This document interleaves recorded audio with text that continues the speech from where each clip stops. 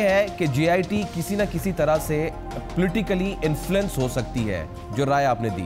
दूसरा ये भी मतलब मुझे समझ आया है कि जेआईटी दरअसल वो जो काम सुप्रीम कोर्ट नहीं कर पाई है, जो मुकम्मल भारी अथॉरिटी थी, वो जेआईटी जो 21वें 20वें ग्रेड के ऑफिसर हैं, जो मातहत भी हैं वजीर आजम के, और जिस पर डीजी ISPR ने यह भी कहा कि वजीर आजम का हुक्म वो सबसे आगे है, वो मोतबर है।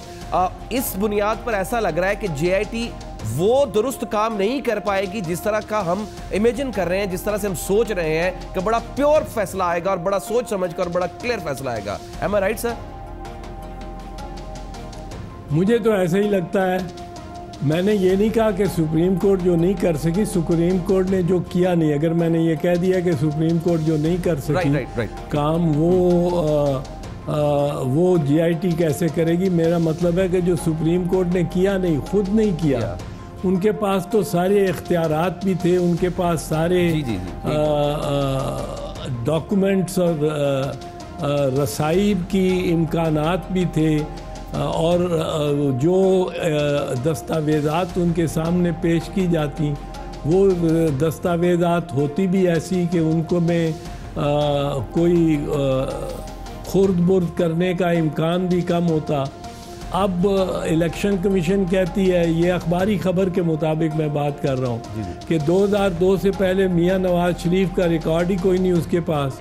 तो वो 1993 में जो वज़ीर आज़म हुए, 1990 में जो वज़ीर आज़म हुए, 1997 में जो वज़ीर आज़म हुए, 1988 में जो वो MPA हुए और वज़ीर आला हुए, 1993 में जो वो लीडर ऑफ द अपोजिशन हुए और MNA हुए, उनके पास अब रिकॉर्ड ही कोई नहीं है। सही। तो अब ये जेआईटी क्या कर सकती है अगर रिकॉर्ड ही ना मिले? और फिर ये कहा जा रहा है, अक्सर दफ़ा मैं सुनता हूँ मुर्तज़ा कि ऐसे कायदीन भी हैं, पॉलिटिकल लीडर्स भी हैं जो कहते हैं वाह वाह क्या बात है, वज़ीर आज़म जब 18वें ग्रेड के सामने पेश होगा तो इंसाफ का बोल बाला हो जाएगा और वज़ीर आज़म की तज़हीक होगी, वज़ीर आज़म ख़त्म हो जाएगा, नवाज़ शरीफ का क्या बचेगा जब ग्रेड 18 और 19 के सामने पेश होगा। भाई उसका बचेगा क्या? वो तो मेरा ख्याल है अगले 5 साल हमें ये कान हमारे पक जाएंगे सुनते सुनते कि वज़ीर आज़म इतना इंसाफ पसंद था, क्या जहांगीर आदिल था, क्या कोई खलीफा राशिदीन में से कोई था जो कि पेश हुए अदालत के सामने, अपने से मातहत अदालत के सामने। अच्छा, एक नया खलीफा अगर यही बात है, sorry to cut you sir, अगर यही बात है तो एक दिन पहले हमने प्रोग्राम किया था तो हमने ये सवाल उठाया था कि जेआईटी के सामने अगर वज़ीर आज़म साहब पेश होते हैं तो तब क्या फ़ायदा होगा, या उससे क्या शक्ल निकलेगी, या जेआईटी वज़ीर आज़म के पास जाती है तो क्या सूरत हाल होगी? दोनों सूरतों में वाज़े तौर पर अभी तक ये दिखाई दे रहा है कि वज़ीर आज़म नहीं आएंगे, जेआईटी वज़ीर आज़म के पास सवालनामा लेके जाएगी। तो इन दोनों सूरतों में फ़र्क क्या आएगा? उससे क्या फ़र्क पड़ेगा? हाँ जी, क्या फ़र्क पड़ेगा? उससे क्या फ़र्क पड़ेगा? मैं तो कोई नहीं फ़र्क कुछ जानता हूँ। मेरा तो ख्याल है वज़ीर आज़म खुद चल के जाएगा, अपनी बड़ी इज़्ज़त बनाएगा उस पर।